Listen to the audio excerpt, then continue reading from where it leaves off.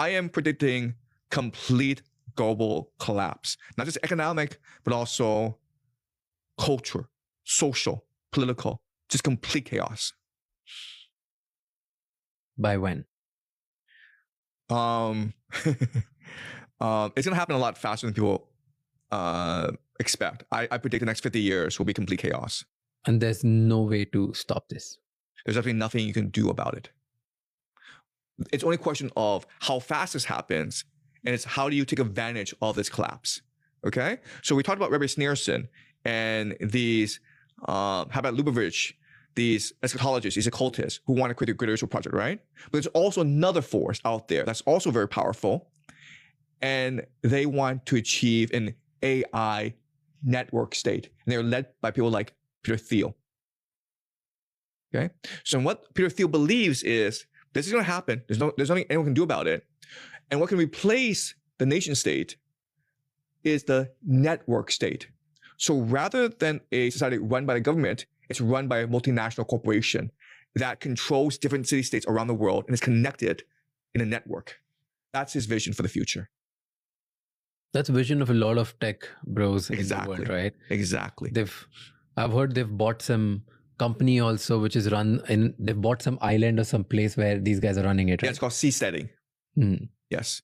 It's like a startup where they run essentially a country, which is like a startup which these guys are controlling. Right. So you have a group of people who want to achieve the Greater Israel Project, Pax Judaica.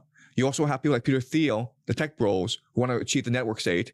You also have the Catholic Church and the Orthodox Church, who believe that in the time of crisis, the church, you reunify between the Catholic and the Orthodox. They're able to provide solace for the world and have the world return to maybe medieval Europe when the church was in control, okay? So rather than think that a nation state is going to dominate the world, because it's not, think of different parallel systems in place where they're all competing with different ideologies. Has it ever happened in the past? Total global collapse? Yeah, it's called the Bronze Age collapse. When? So the year is about 1000 BCE, okay? So what happened was like the world in 1000 BCE is very similar to the world that we live in today. But rather than have oil unify the world, it's bronze that unifies the world, okay? And bronze is made from two metal alloys, which is tin and copper.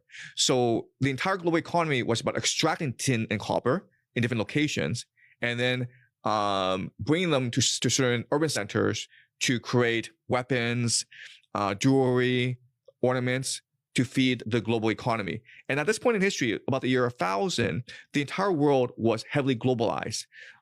Egypt, Mesopotamia, Mycenaean Greece, Anatolia, Turkey, they were all interconnected in this vast global trade network. Okay. And eventually, this entire system collapsed, which is what led to something called the Greek Dark Ages. And even today, scholars speculate what caused the collapse, but it seems a perfect series of crises, which includes environmental, earthquakes, droughts. It also includes economic collapse. It also includes political revolution, civil war.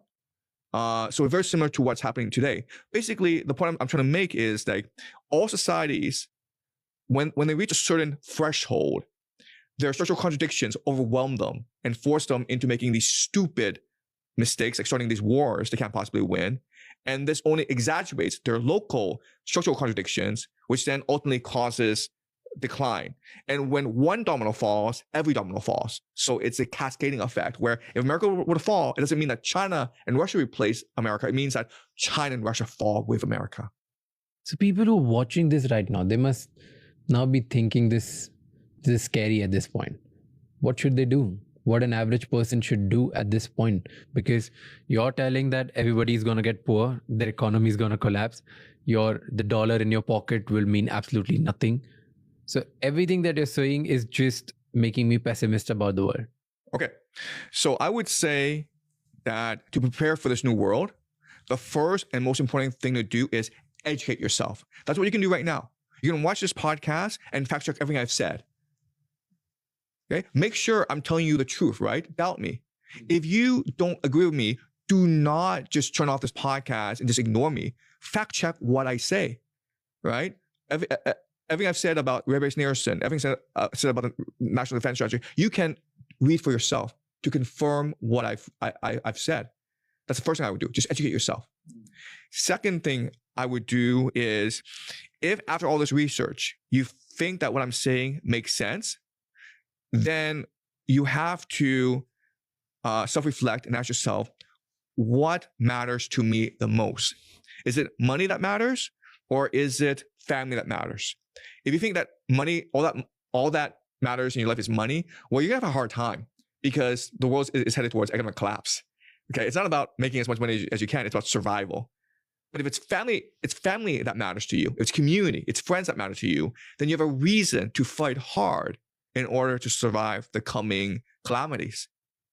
And when you find this reason, you'll be much more energetic, you'll be much more motivated, you'll be much more curious.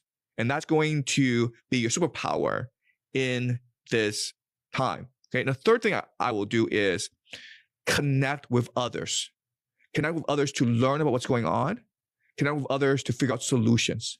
And once these three things happen, okay, if you're committed to these three things, educating yourself, figuring out what matters to you, and connecting with people who are like you will not just survive what's happening, but you will thrive.